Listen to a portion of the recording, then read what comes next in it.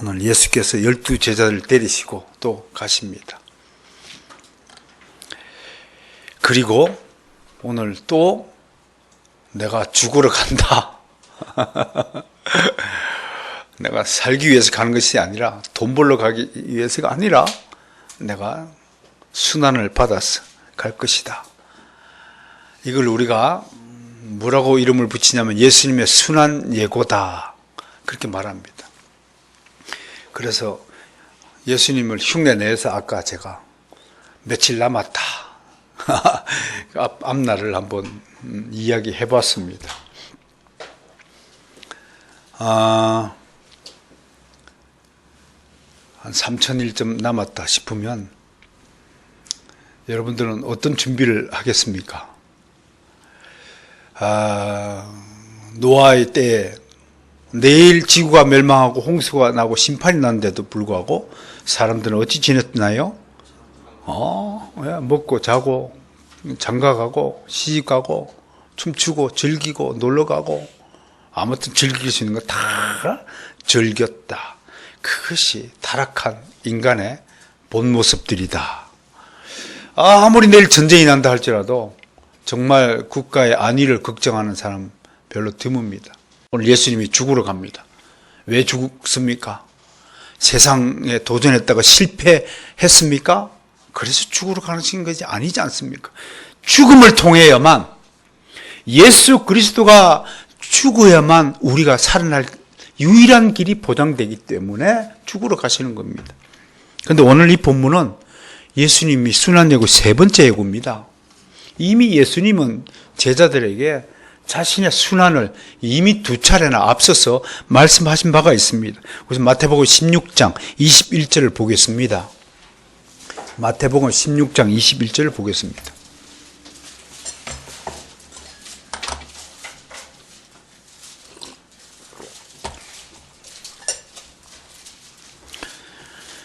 찾으셨나요? 함께 읽습니다. 시작. 이때로부터 예수 그리스도께서 자기가 예루살렘에 올라가 장로들과 대제사장들과 서기관 많은 고난을 받고 죽임을 당하고 제3일에 살아날 것을 제자들에게 비로소 나타내시니.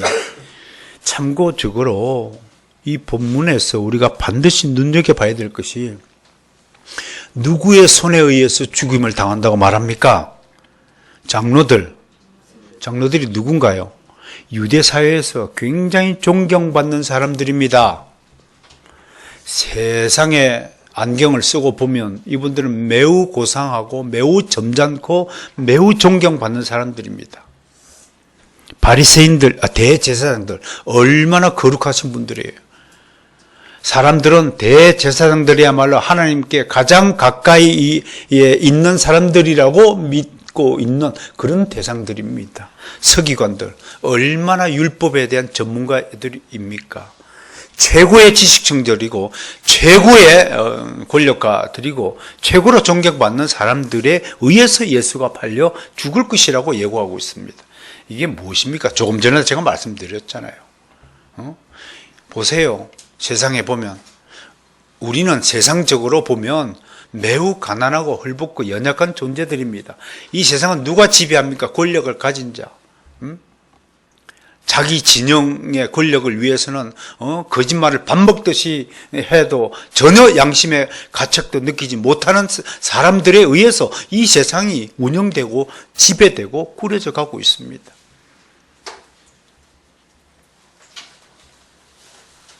어떻습니까, 여러분? 여러분, 예수님이 누구 손에 죽었다고요? 이 세상 권력가들의 손에 의해서 죽으셨다는 것을 말씀하고 있습니다. 두 번째 예고를 볼까요? 17장 22절 23절로 가보겠습니다. 17장 22절 23절 시작. 갈릴리에 모일 때에 예수께서 제자들에게 이르시되 인자가 장차 사람들의 손에 넘겨져 죽임을 당하고 제3일에 살아나리라 하시니 제자들이 매우 근심하더라. 두 번째는요, 누구 손에 팔린다고요? 사람들 손에 팔려 죽는다고 예고했어요. 여러분 십자가 사건 잘 아시죠? 네, 강도 바나바를 살려줄까? 예수님을 살려줄까? 사람들이 뭐라고 했어요?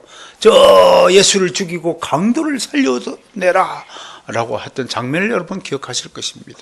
예수님은 사람들마저 이제 이 지도자들의 선동에 꼬임을 받아가지고, 대중들은 항상 그렇습니다. 대중들은 잘못된 정치 선전에 유혹당하여서 앵무새처럼 뇌까리는 존재가 되는 것입니다. 위에서 떠들면. 이 사람들이 왜 예수를 팔아넘길까요? 보세요. 첫 번째 예고 때 누구의 손에 팔려 죽는다고 하셨습니까? 네? 장로들, 대장들, 서기관들이 이 사람들을 미혹한 겁니다. 어쩌면 민주주의 가장 어리석은 민중들을 대상으로 하는 우중정치다라고 하는 말이 있듯이 말입니다. 사람들이 이렇게 미혹해서 예수를 팔아먹습니다. 오늘 세 번째는 누구 손에 팔린다고 하였습니까? 인자가 어느 손에 넘겨진다고 하였죠? 이방인들에게 넘겨져 희롱을 당한다. 누가복음 본문 읽어보세요. 세 번째 순환 예고마다 예수님이 점진적인 계시를 하고 있다는 사실을 발견할 수 있습니다. 드디어 이방인들마저도 이들의 말에 현혹되어서 예수 그리스도를 잡아 십자가에 처형하는데 가담하고 있다는 사실입니다. 특별히 오늘 본문에 말씀을 하신 시기와 정확한 장소는 드러나지 않습니다.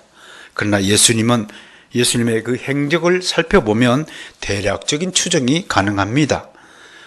여러분, 자 보십시오. 지난주까지 예수님이 베레아 인근까지 내려왔다가 다시 갈릴리와 사마리아 경계지구로 다시 올라간다고 그러셨습니다. 그곳에서 어떤 일을 하셨습니까? 10명의 문둥병자를 만나서 문둥병을 고쳐주고 다시 갈릴리로 들어갔다가 다시 내려오고 있습니다. 지금은 아마 예루살렘에 매우 가까운 인근 지역에 도달하신 것으로 보여집니다. 그런데 오늘 성경 본문 말씀에 여기서 우리는 잠시 예수님이 예루살렘으로 가는 것을 어떻게 성경은 표현하고 있습니까? 예루살렘으로 올라간다라고 되어 있습니다. 31절 우리가 예루살렘으로 올라가노니 라고 표현하고 있습니다.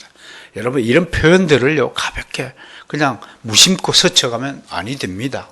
자, 지리적으로 예루살렘은 해발 900m쯤에 위치해 있으므로 올라간다는 표현이 맞습니다. 그러나 영적인 측면에서 올라간다는 말은 무슨 뜻이냐 하는 겁니다.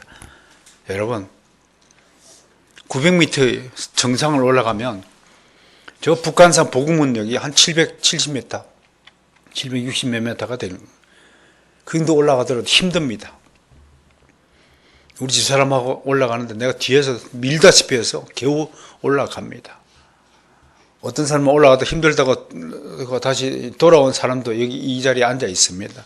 난 누구라고 말은 하지 않죠. 등산하는 거 쉽지 않습니다. 그러나 그 예루살렘을 올라간다는 게 뭐냐? 예수님이 지금 자기 스스로 어떤 존재가 된다는 겁니까? 올라가서 예루살렘 성전하겠고 자신이 직접 제물이 되겠다는 뜻입니다. 많은 순례자들이 예루살렘으로 올라갔습니다. 많은 순례자들은 예루살렘으로 올라갈 때는 빈손으로 가지 않습니다. 성전에 갈 때 빈손으로 가지 않는다는 그 전통이 오늘 여러분들이 예배를 드릴 때 하나님께 나와 헌금, 예물을 들고 나오는 것으로 정착이 되었지 않습니까? 빈손으로 올라가지 않습니다. 그러니까 단순한 한 방문과는 그 의미가 사뭇 다르다고 하는 것입니다. 저는 여기서 예수님의 심정을 읽어봅니다. 내가 직접 제물이 돼서 다른 사람들은 다른 동물을 잡아서 올라가지만 예수님은 자기 스스로 죽임을 당하여 제물이 스스로 되기 위해 올라간다는 그 마음가짐에서 저는 비통함을 읽었다는 것입니다. 비통하다. 그냥 슬픔이 아니다. 영어로 표기하면 deep sadness 정도 될 겁니다. 아주 깊은 슬픔. 그냥 슬픔이 아니라는 것입니다. 이것이 예루살렘을 바라보는 예수님의 심정이었을 것이라고 저는 생각해 봅니다. 아무튼 예수님은 지금 제자들을 데리고 예루살렘을 향해 한 걸음씩 발걸음을 옮기고 있습니다. 그런데요, 정말 철없는 제자들은 이 방문이 무엇을 의미하는지 모르고 있습니다. 저도 신학교에서 강의를 해보고 가르쳐 보지만 정말 철없는 사람들이 있습니다. 그 중요한 시간에 여러분 특강의 교수를 모셔놓고 그건 자기 일생에 한 번밖에 없는 강의 시간이잖아요. 그런데도 딴짓하는 사람이 있어요.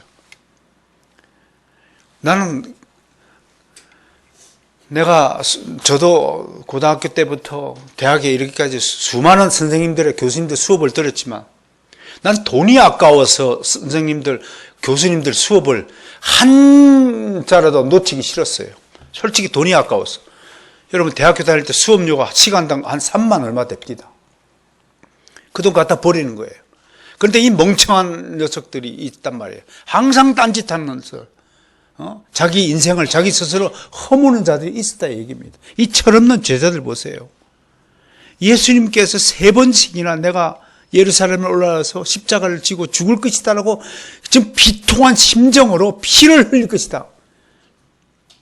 여러분 내가 최다한 목사가 어디 가서 피 흘리며 죽으러 내일 가야 된다고 사형정으로 끌려간다고 해도 여러분 마음이 아파하고 오늘 이게 마지막 설교라고 생각하면 귀를 쫑긋하고 들어야 될 텐데 이 인생 망조던 인생들은 딴짓한다고요.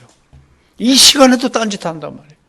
예수님 앞에서 순한 예고 마지막 순한 예고를 듣고 있는 이 철없는 제자들은 이 방문이 무엇을 의미하는지 모르고 있다는 거예요. 차라리 태어나지 않은 것이 더 낫지 않았냐.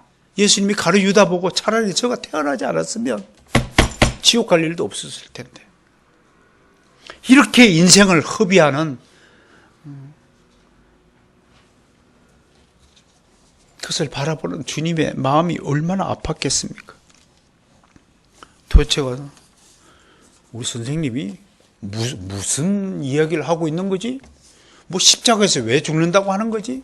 그렇게 지난 3년을 열심히 가르치고 데리고 다니고 입히고 재우고 먹이고 기적의 은사를 나누어 주시고 70인 제자를 파송했을 때 어떤 일이 일어났습니까?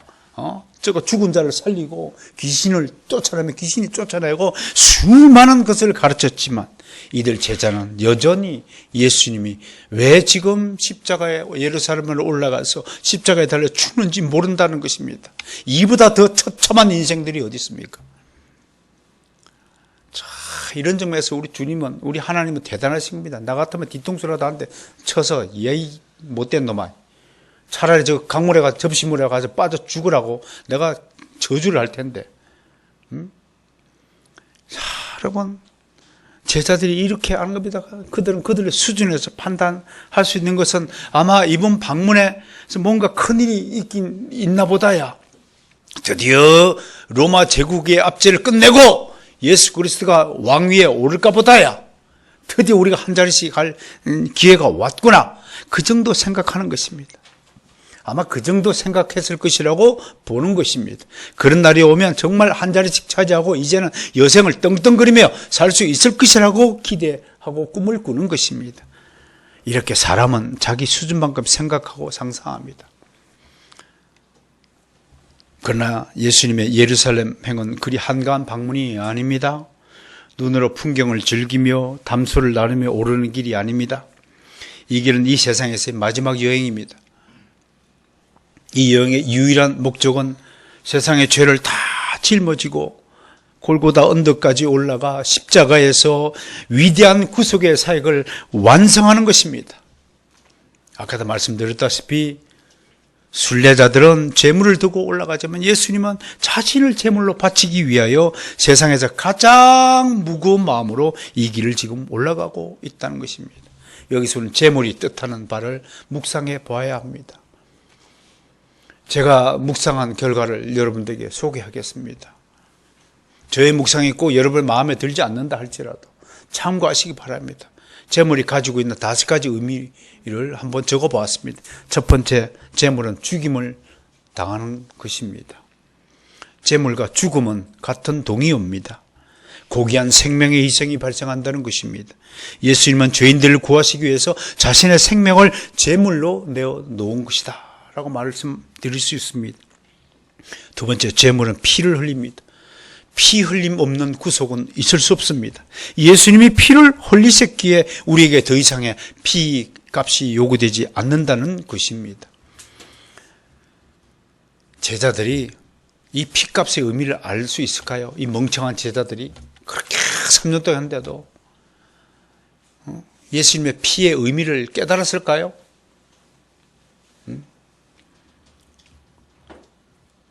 몰랐을 것입니다.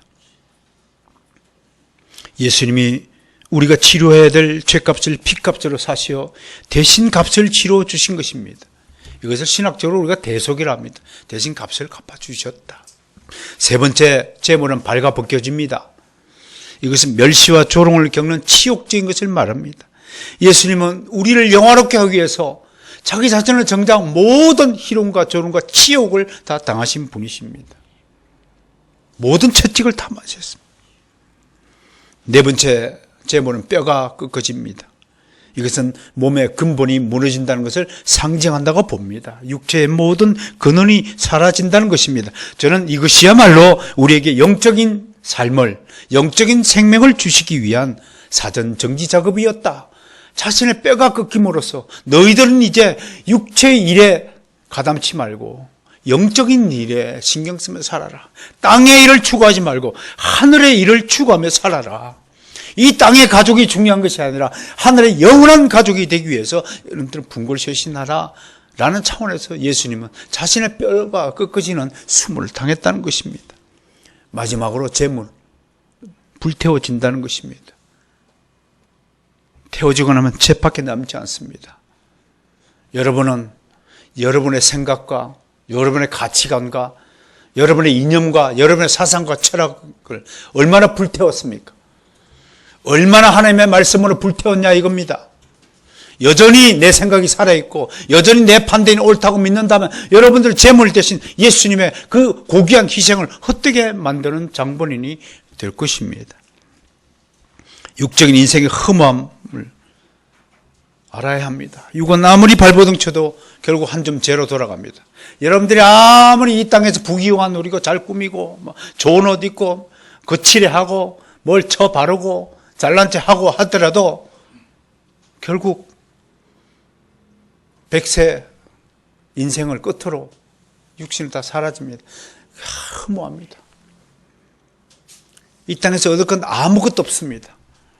이 땅에서 얻어야 될 단 한 가지가 있다면 믿음입니다. 믿음 하나 가지고 천국 가는 줄 믿으시기 바랍니다. 여기서 우리를 또 놀라게 하는 것은 이 재물 되는 일을 700년 전에 살았던 이사야 선지자가 정확하게 예언해 두고 있다는 것입니다. 이사야서 53장으로 갑시다.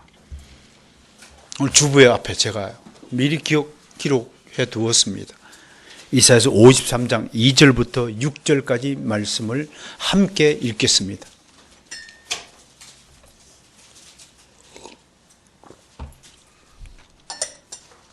시작. 그는 주 앞에서 자라나기를 연한 순 같고 마른 땅에서 난 뿌리 같았음. 고운 모양도 없고 풍채도 없음. 우리가 보기에 흠모할 만한 아름다운 것이 없도다. 그는 멸시를 받아 사람들에게 버림받으며 간고를 많이 겪었으며 질고를 아는 자라. 그는 그에게 얼굴을 돌리는 것 같이 멸시를 당하였고 우리도 그를 귀히 여기지 아니하였도다. 그는 실로 우리의 질고를 지고 우리의 슬픔을 당하였거늘 우리는 생각하기를 그는 징벌을 받아 하나님께 맞으며 고난을 당한다 하였노라. 그가 찔림은 우리의 허물 때문이요 그가 상함은 우리의 죄악 때문이라. 그가 징계를 받음으로 우리는 평안을 누리고 그가 채찍의 마음으로 우리는 나음을 받았도다.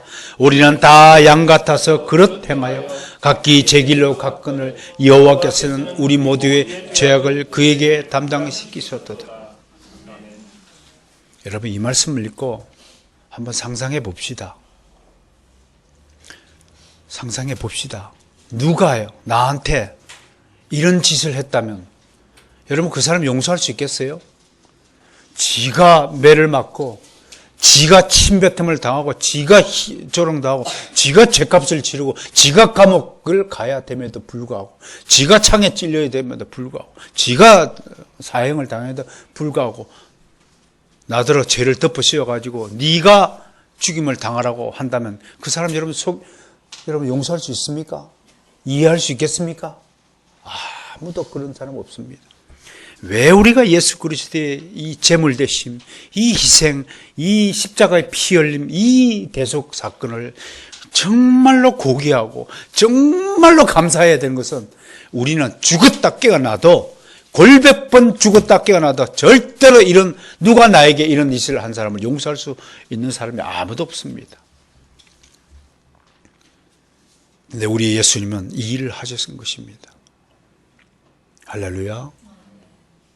하나님의 영광을 찬양합시다. 예수님의 고귀한 희생에 머리 숙여 감사를 표해야 됩니다. 절대로 잃어버리지 말아야 됩니다. 여러분이 정말 짐승이 아니고 인간이라면, 사람이라면 이 목소리를 잃어버리지 않기를 주 여러분 권면합니다. 축원합니다. 가슴에 새기세요.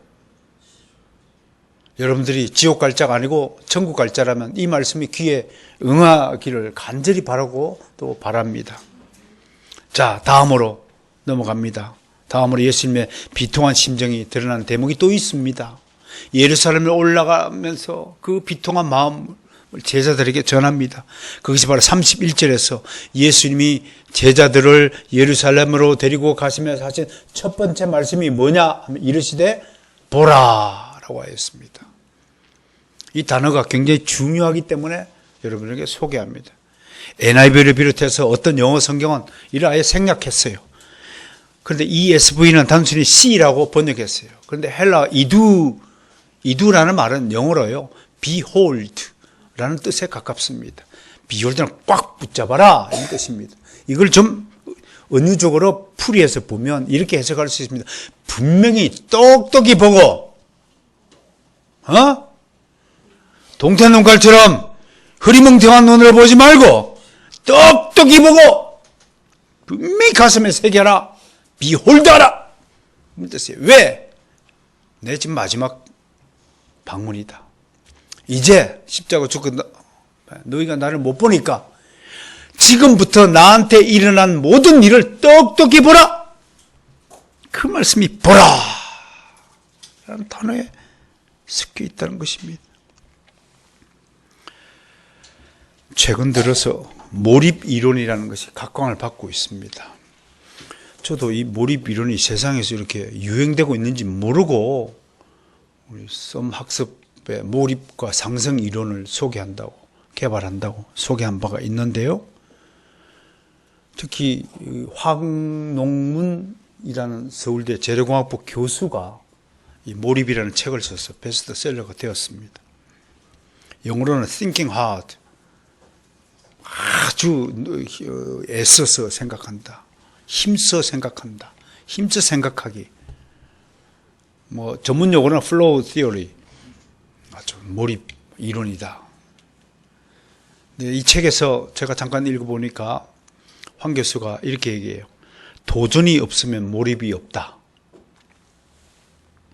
되는 대로 사는 사람, 그냥 주어진 대로 사는 사람에게는 몰입이라는 게 없다.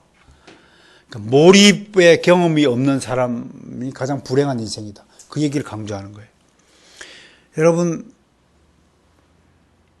수많은 주일 예배 설교를 들으셨을 것입니다.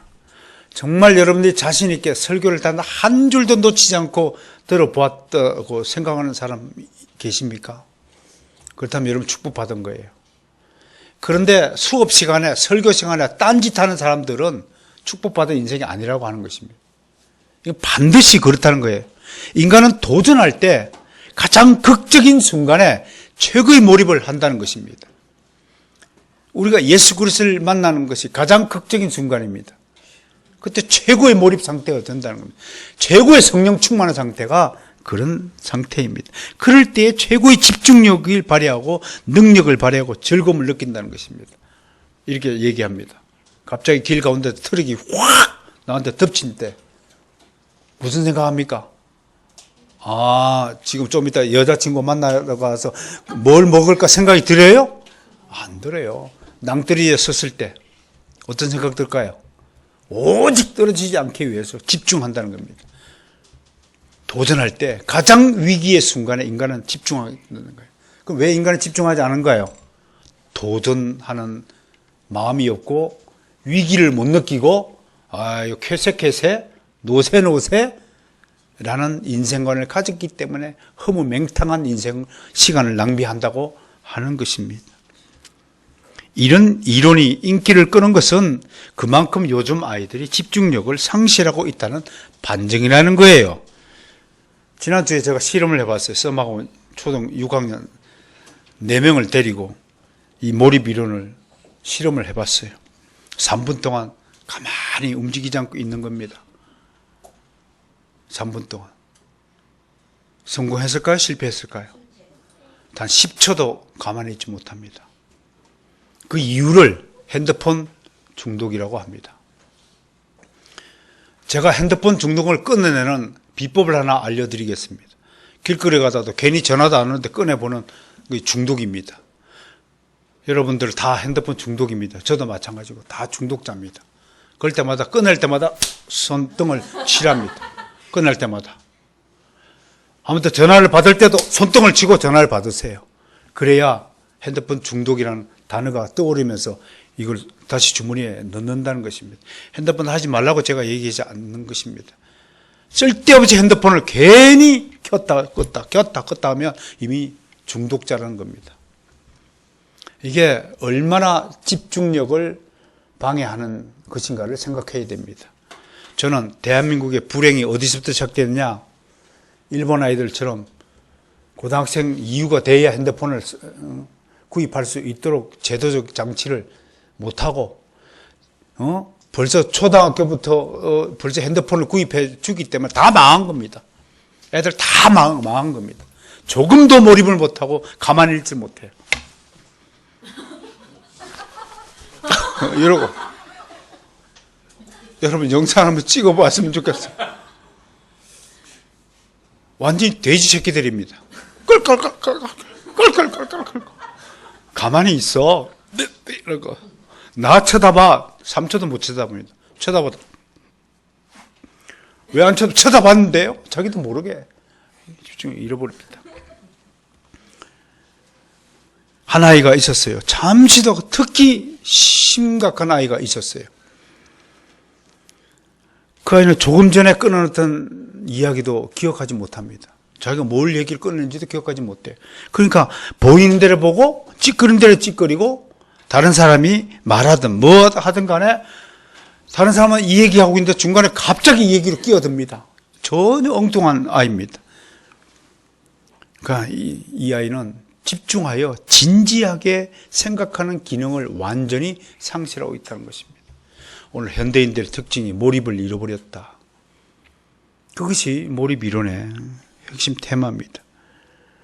이런 현상은 미래 사회의 인간들의 주된 양태를 미리 보여주는 것입니다. 미래 사회의 사람들의 제일 먼저 쇠퇴하는 기능은 뇌 기능이라고 진단합니다. 뇌는 기억하고 생각하고 판단하고 올바른 결정을 내리도록 지휘하는 곳입니다. 그런데 이 지휘하는 기능이 쇠퇴하면 인간은 그저 기계적인 존재로 전락하고 마는 것입니다. 저는 개인적으로 이런 예측이 지나친 기후였으면 참 좋겠다라는 생각을 합니다. 그러나 요즘 아이들의 행태를 보면 이것이 기후가 아닐 것 같아 정말 걱정이 큽니다. 무엇이든 정확히 보지 못하고 대충 보고 대충 듣고 싶으면 듣고 믿고 싶은 것만 믿고 남들이야 뭘 말하든 내가 말하고 싶은 것만 무조건 꺼내놓고 이런 현상들이 가면 갈수록 심화되고 있다는 것입니다.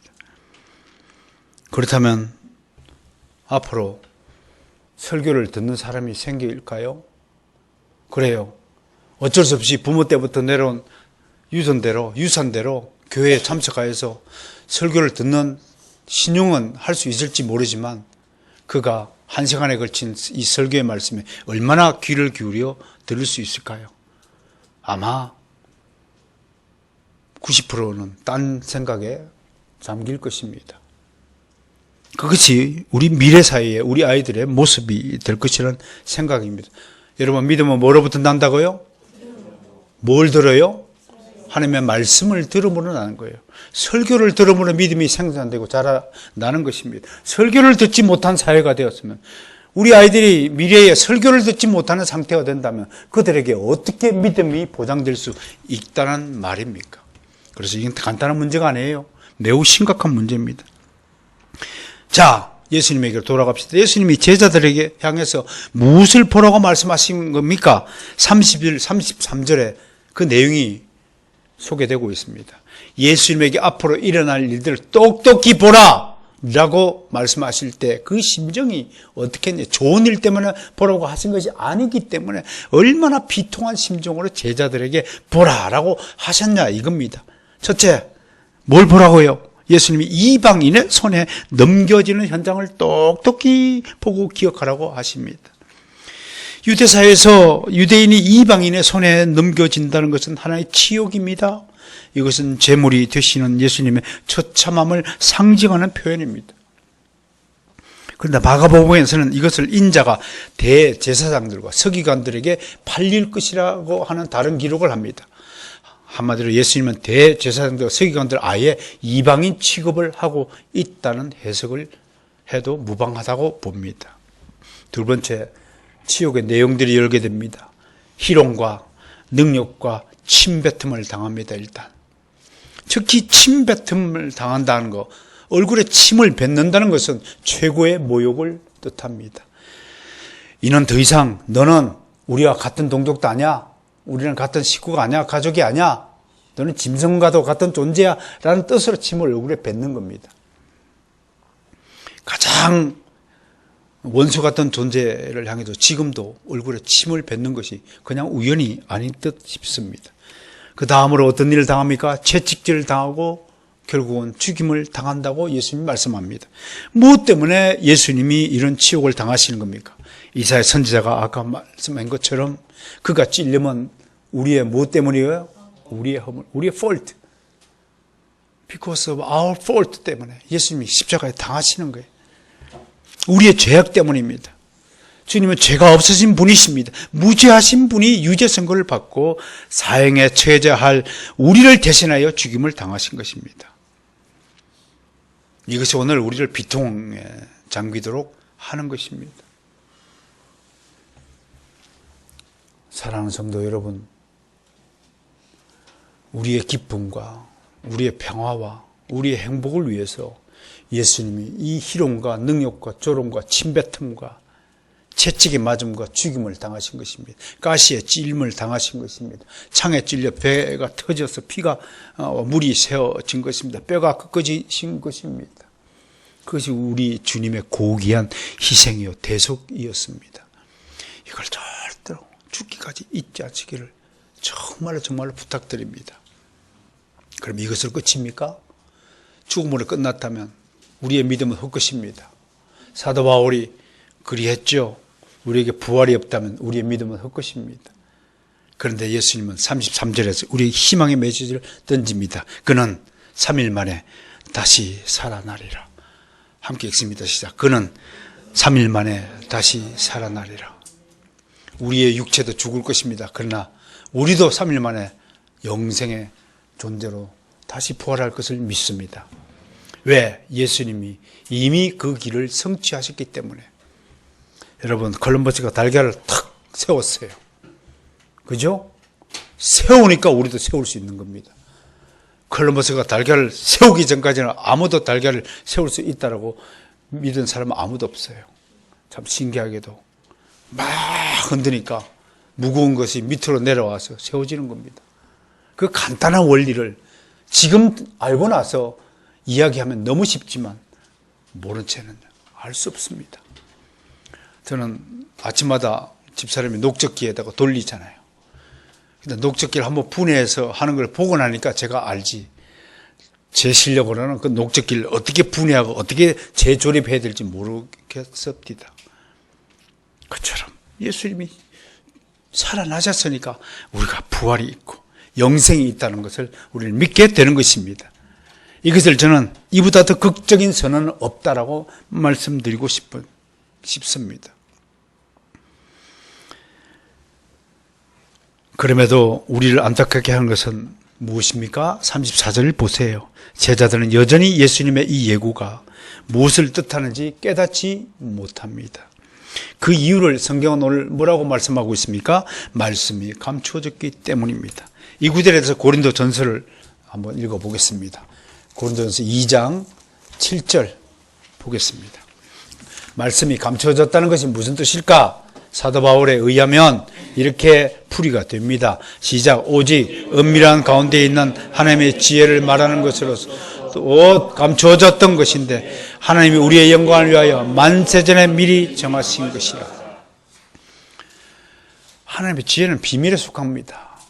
우리 인간의 지식과 이성적 능력으로는 도저히 하나님의 비밀을 알 수 없습니다. 그런데 누구 때문에 이것이 우리에게 알려졌냐? 예수 그리스도 때문에 우리에게 알려진 것이라고 오늘 성경은 말씀하고 있습니다. 한 구절 더 있죠. 고린도 후서로 갑니다. 고린도 후서 3장으로 가보겠습니다. 여기서 더 참 이해하기 쉬운 말씀들이 기록되어 있습니다. 3장 13절부터 18절까지. 이번엔 교독할까요? 기니까요? 제가 먼저 읽고 여러분들이 한 구절 따라 읽겠습니다. 우리는 모세가 이스라엘 자손들에게 장차 없어질 것의 결국을 주목하지 못하게 하려고 수건을 그 얼굴에 쓴 것 같이 아니하노라. 그러나 그들의 마음이 완고하여 오늘까지도 구약을 읽을 때에 그 수건이 벗겨지지 아니하고 있으니 그 수건은 그리스도 안에서 없어질 것이라. 오늘까지 모세의 글을 읽을 때에 수건이 그 마음을 덮었도다. 주는 영이시니 주의 영이 계신 곳에는 자유가 있느니라. 우리가 다 수건을 벗은 얼굴 거울을 보는 것 같이 주의 영광을 보며 그와 같은 형상으로 변화하여 영광에서 영광에 이르니 그 주의 영으로 말미암으니라. 그리스도의 영, 성령이 아니고서는 아무리 구약 성경을 읽어도 깨닫지 못했더라고. 왜? 성령이 감추어두셨기 때문에. 얼굴을 수건으로 가려 두었다라고 비유한 것은 얼마나 적절한 비유입니까? 가렸던 것을 보게 되는 것입니다. 성령께서 오시지 않았다면 우리는 하나님의 말씀의 뜻이 무엇인지 모릅니다. 지금 제자들이 왜 예수님의 말씀을 깨닫지 못해요? 그들이 아직 오순절날 성령을 받지 못했기 때문에 주님께서 이 말씀을 하신 이유가 무엇인지 모르고 있다는 것입니다. 이 점에 착안하여 제가 왜 여러분들 신앙이 매일같이 새로워지는 성숙의 성화의 길을 걸어야 되냐고 강조하는 이유가 여기에 있습니다. 미숙한 사람은 성숙한 정도를 깨닫지 못합니다. 이해할 수 없습니다. 초등학생, 중학생, 고등학생들은 대학생들이 공부하는 일들을 이해하지 못합니다. 때가 있는 것입니다. 성장해야 되는 것입니다. 성숙해야 되는 것입니다. 어떤 존재가 가장 미숙한 존재입니까? 이것으로 충분히 나는 다 알고 있다라고 생각하는 사람이 가장 미숙한 존재라고 할 것입니다. 우리의 수준은 계속해서 그리스도께로 올라가야 할 줄로 믿는 것입니다. 아무튼 말씀이 감춰져 있기 때문에 제자들이 이해를 못합니다. 우리가 불신자들에게 열심히 전도를 함에도 그들이 듣지 않는 것은 교리적으로 어떻게 해석하냐면 그들에게 아직 말씀의 때가 열리지 않았기 때문에 그렇다고 하는 것입니다. 모든 구속사에는 하나님의 때, 즉 카이로스가 있다라고 말합니다.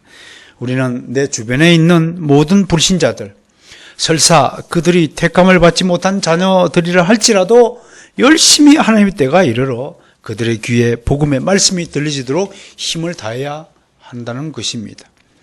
힘든 일이지만 어느 날 갑자기 그 사람의 눈이 뜨여지고 막혔던 귀가 뚫어져서 하나님의 말씀이 들리기 시작할 때가 있음을 믿고 그런 날을 고대하면서 열심히 기도해야 할 것입니다. 하나님은 이런 환경을 통해서 무엇보다도 당신 자신이 기도하는 습관을 길러주시도록 역사하시는 것입니다. 당신이 무릎 꿇는 습관이 길들여지지 않았다? 그렇다면 하나님은 당신으로 하여금 무릎 꿇는 습관이 길들여지도록 아직까지 당신 집에 불신자를 남겨둘 수 있다는 사실을 깨달아야 할 것입니다. 기도하는 습관이 몸에 익어야 합니다. 기도하는 습관이 몸에 붙지 않은 사람은 아직 덜 된 그리스도인입니다.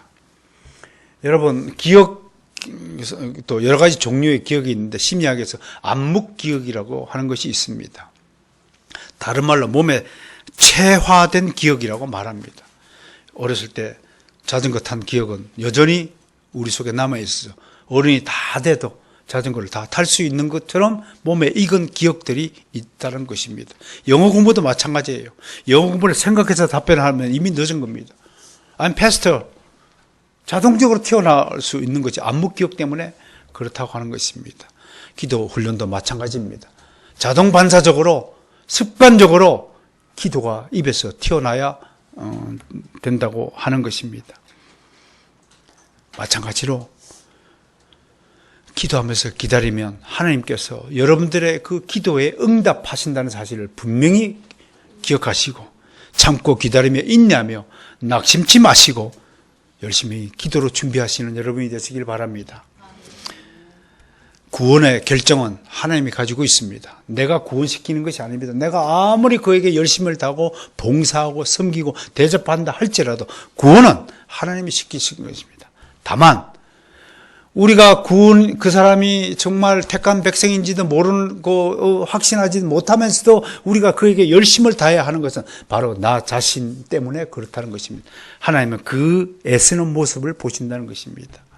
그가 구원받고 안 받고는 내 노력과 아무 관계가 없다는 것입니다.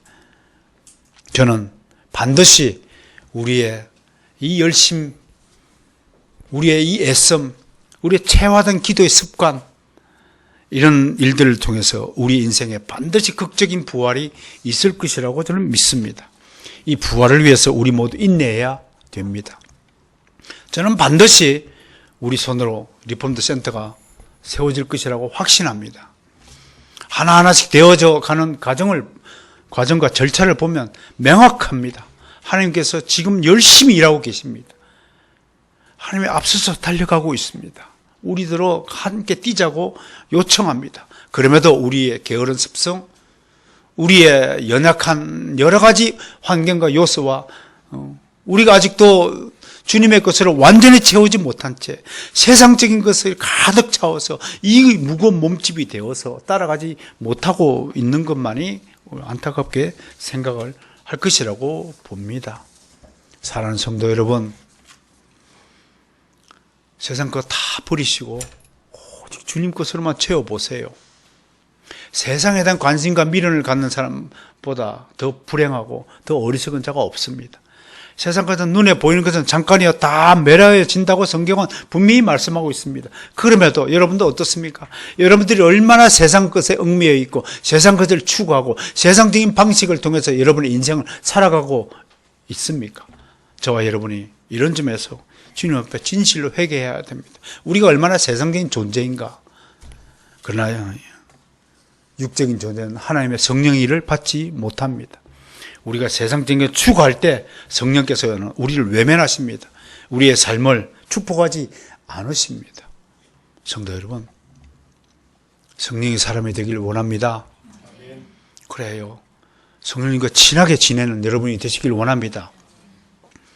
세상 텔레비 속을 아무리 쳐다봐도 그쪽에는 구원의 사탕이 생산되지 않습니다. 그리고 마지막으로 하나 더 강구 드릴 것은 요즘 현대 한국교회 전 세계적으로 성령님을 너무 홀대하는 분위기가 역력합니다. 성령님이 누구십니까? 성령님은 하나님이십니다. 하나님은 무섭고 두려움으로 경외해야 될 존재입니다. 함부로 그 이름을 불러서도 안 됩니다. 성령 받으라, 성령 받으라. 성령이 사탕입니까? 성령님을 그렇게 받으라고 하면 여러분들이 누구한테 최다원 받아라, 최다원 받아라 그러면 저를 무시하고 몰인격적으로 대하는 것과 마찬가지입니다. 성령님을 그렇게 가볍게 취급해서 될 뿐이 아닙니다. 성령이 하나님이시고 그리스도의 영이십니다. 그분을 모신다는 것은 엄중하고 진지하고 정말 경건한 믿음의 자세를 가지고 그분과 교제를 나눠야 됩니다. 오늘도 내일도 이번 한 주간도 성령님 안에서 진지한 기도의 삶을 살아가는 여러분들 되시기를 주의 이름으로 소망합니다.